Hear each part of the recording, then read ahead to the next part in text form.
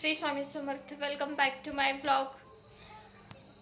आज आहे महाशिवरात्री आणि आज आम्ही बनवणार आहे शाबूची खिचडी. चला तर आपण बनवूयात. कसं बनवायचं शिकून घ्या माझ्याकडून, मला मस्त बनवता येते. आणि हे आलेत आमचे मिस्टर असतात पुण्याला, ते जाणार होते आत्ता. पण आमचं कॅन्सल केले. आणि ते आम्ही कॅन्सल केले, म्हणजे आमच्यात एवढी ताकद आहे की आम्ही ह्यांचं जाणं कॅन्सल करू शकतो. चला चला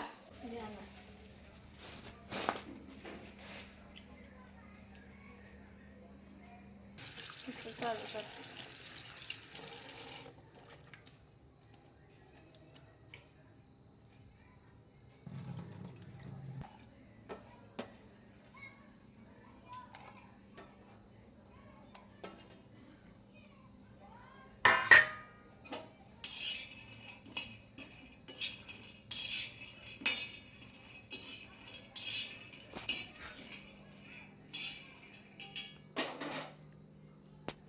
हाय.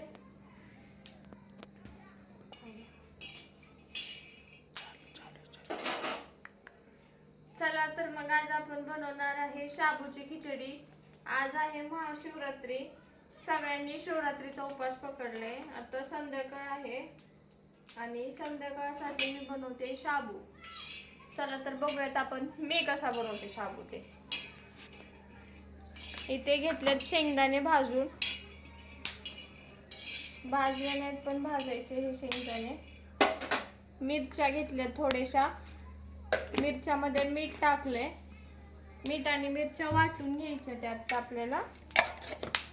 पहिले शेंगदाणे भाजूयात, नाहीतर करपती.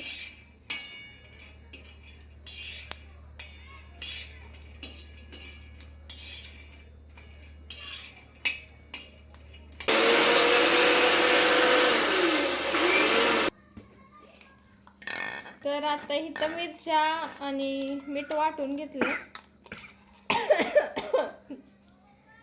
हे आता शाबूत मिक्स करायचं.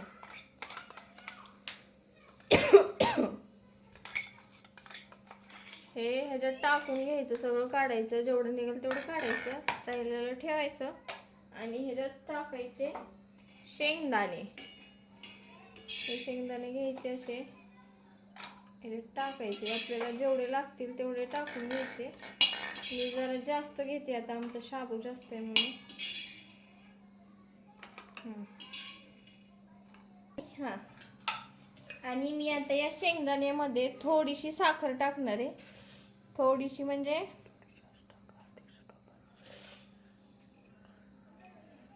मी आता एवढी साखर टाकणार आहे, 1 चमचाभर असेल.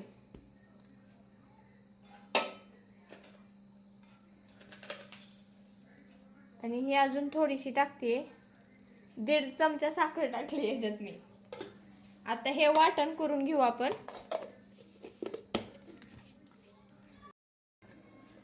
आता इथं झालंय शेंगदाण्याचं कूट बारीक करून. कढईत ठेवली आहे मी तापायला, गॅस चालू करून. आता याच्यामध्ये टाकायचं तेल.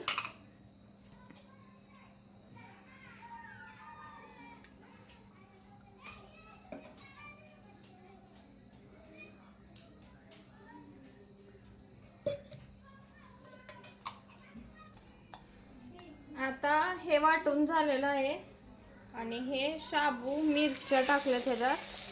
हे टाकून घ्यायचं. हे सगळं टाकते शाबूचं.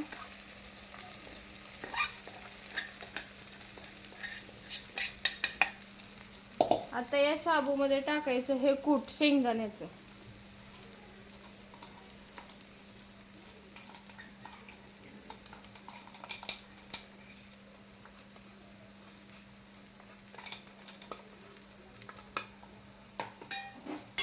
चांगलं मिक्स करून घ्यायचं.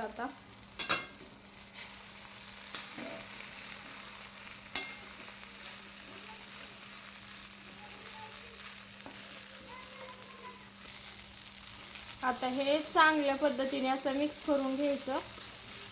आणि हे मिक्स झालं त्यात असं झाऱ्या वगैरे जे असेल ते ठेवायचं आपलं. आणि असं एक ताट घ्यायचं, ह्याच्यावरती असं झाकून ठेवायचं, मंद आचेवर त्याला होऊन द्यायचं. एक 10 मिनिटं बारीक गॅसवरती ठेवायचं.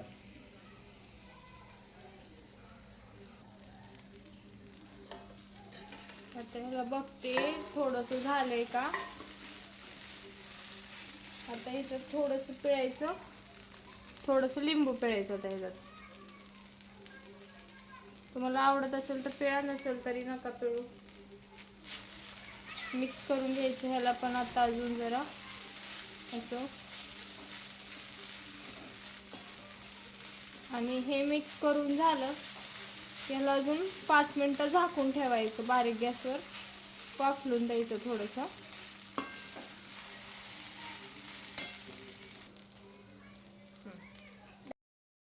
हा तर चला, आता झालेला आहे माझा शाबू करून. हे बघा, हा असं शाबू होतो. चला तर आम्ही घेतो आता फराळ करायला. भेटूया उद्याच्या ब्लॉग मध्ये.